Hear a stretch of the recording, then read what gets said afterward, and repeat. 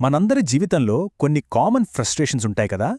పర్సులో డబ్బులు ఎటుపోతున్నాయో తెలీదు, మన సేఫ్టీ గురించి ఎవరు పట్టించుకుంటారో అనిపిస్తుంది. ఇలా మనం రోజూ ఫీలయ్యే చిన్న చిన్న విషయాలే ఇప్పుడు ఏకంగా దేశ రాజకీయాల్లో పెద్ద చర్చకు దారితీస్తున్నాయి. మన జేబులో మొదలైన ఈ పోరాటం చివరికి పార్లమెంట్ దాకా ఎలా చేరిందో ఈరోజు వివరంగా చూద్దాం. మీలో చాలామందికి ఫోన్ రీఛార్జ్ చేసేటప్పుడు ఈ డౌట్ వచ్చే ఉంటుంది. ఏంటిది, నెలకు 30 రోజులుంటే మన ప్లాన్ వ్యాలిడిటీ మాత్రం 28 రోజులకే ఎందుకైపోతుంది అని. ఇది ఏదో 2 రోజుల సమస్య కాదు. ఈ చిన్న విషయమే ఇప్పుడు పార్లమెంటులో ఒక పెద్ద చర్చను రేపింది. సరే, ఈరోజు మన డిస్కషన్లో 5 ముఖ్యమైన పాయింట్లుంటాయి. ఫస్ట్, మన కంప్లైంట్స్ పార్లమెంట్ దాకా ఎలా వెళ్తున్నాయో చూద్దాం. ఆ తర్వాత మనకు తెలియకుండానే మన డబ్బుల్ని ఖాళీ చేస్తున్న ఈ హిడెన్ ఫీజుల కదేంటో తెలుసుకుందాం. అక్కడ్నుంచి కన్వీనియన్స్ పేరుతో మన సేఫ్టీని ఎలా రిస్క్లో పెడుతున్నామో చూసి మన కలల్ని నిజం చేసుకోవడానికి అడ్డొస్తున్న ఖర్చుల గురించి మాట్లాడదాం. ఇక చివరగా అసలు పవర్ ఎవరి చేతిలో ఉండాలి అనే ఒక పెద్ద ప్రశ్నకు సమాధానం వెతుకుదాం. ఓకే, ఇక మొదటి సెక్షన్లోకి వెళ్ళిపోదాం.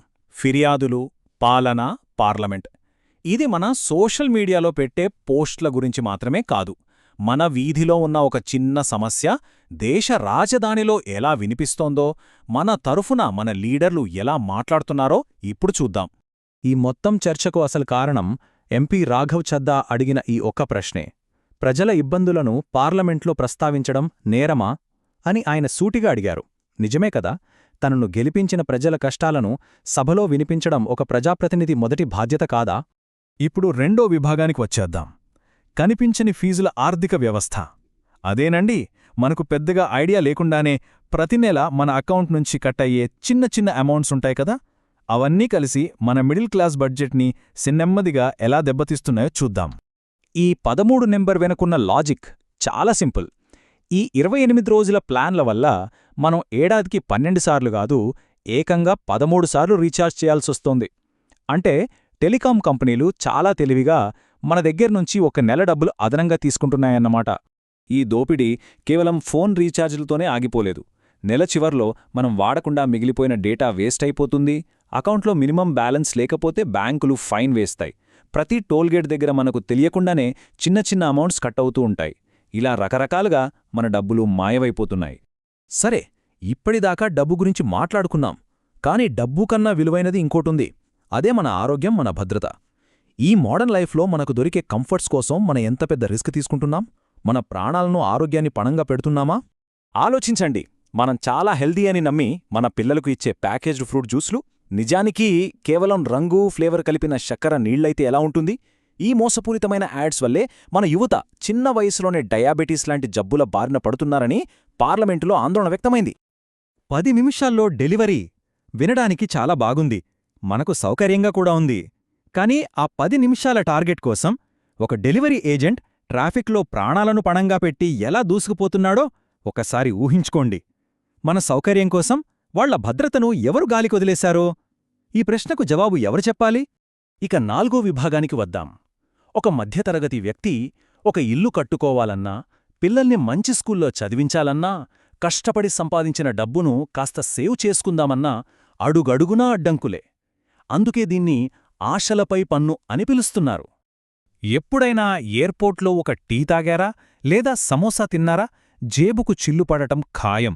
ఈ సమస్యకు పరిష్కారంగా సాధారణ ప్రయాణికుల కోసం ప్రభుత్వం సపోర్ట్తో తక్కువ ధరలకే ఫుడ్ అందించే ఉడాన్ యాత్రీ కేఫేలను పెట్టాలనే ఒక మంచి ప్రతిపాదన చర్చకు వచ్చింది. ఈ భారం ఇక్కడితో ఆగిపోలేదు. జాబ్ చేసేవాళ్లు కట్టే ఇన్కమ్ ట్యాక్స్ గురించి మనందరికీ తెలిసిందే. ఇక స్టాక్ మార్కెట్లో ఇన్వెస్ట్ చేసి ₹2 సంపాదించుకుందామనుకుంటే దానిపై లాంగ్ టర్మ్ క్యాపిటల్ గెయిన్స్ అంటే LTCG పన్ను భారం. చివరికి యూట్యూబర్లు, కంటెంట్ క్రియేటర్లు లాంటి కొత్త జనరేషన్ జాబ్స్ చేసేవాళ్ల మీద కూడా ట్యాక్సుల భారం పెరుగుతూనే ఉంది. మరి ఇన్ని ట్యాక్సులు కట్టాక సేవింగ్స్ ఎలా సాధ్యం? ఇప్పుడు మనం ఈ డిస్కషన్లో చివరికి చాలా ముఖ్యమైన పాయింట్కు వస్తున్నాం. అసలు అధికారం ఎవరిది? ఓటు వేసి 5 ఏళ్లపాటు సైలెంట్గా ఉండటమే మన పనా? లేక మనల్ని పరిపాలించే వాళ్లపై మనకు ఎప్పుడూ ఒక కంట్రోల్ ఉండాలా? ఈ రిలేషన్షిప్ని మార్చేగల ఒక పవర్ఫుల్ ఐడియా గురించి ఇప్పుడు చర్చిద్దాం. ఆ ప్రతిపాదనే రైట్ టు రీకాల్. సింపుల్గా చెప్పాలంటే, మనం ఎన్నుకున్న ఎమ్మెల్యేగాని, ఎంపీగాని సరిగ్గా పనిచేయకపోతే నెక్స్ట్ ఎలక్షన్ దాకా వెయిట్ చేయాల్సిన అవసరం లేకుండా పదవీకాలం మధ్యలోనే వాళ్లను తొలగించే అధికారం ప్రజలకే ఇవ్వడం. ఇది నిజంగా రాజకీయాల్లో జవాబుదారీతనాన్ని పెంచగల ఒక శక్తివంతమైన ఆయుధం. దీని వెనుకున్న అసలు ఉద్దేశం ఒక్కటే. లీడర్లు కేవలం ఎలక్షన్ రోజున ఓట్ల కోసం మన దగ్గరికి రావడం కాదు, వాళ్లు గెలిచిన 5 ఏళ్లు ప్రతిరోజూ మనకు జవాబుదారీగా ఉండాలి. ఫైనల్గా పవర్ ప్రజల చేతిలోనే ఉంటుందని వాళ్లకు గుర్తు చేయడమే దీని లక్ష్యం. సరే, ఈరోజు మనం ఇన్ని విషయాలు మాట్లాడుకున్నాం కదా. ఇవన్నీ విన్నాక చివరికి ఒకే ప్రశ్న మిగులుతోంది. మీ దృష్టిలో, మీ జీవితంలో మీరు రోజూ ఎదుర్కొంటున్న ఏ చిన్న సమస్య అయినా సరే, దానిపై దేశవ్యాప్తంగా పార్లమెంట్లో పెద్ద ఎత్తున చర్చ జరగాలని మీరు అనుకుంటున్నారా? ఒక్కసారి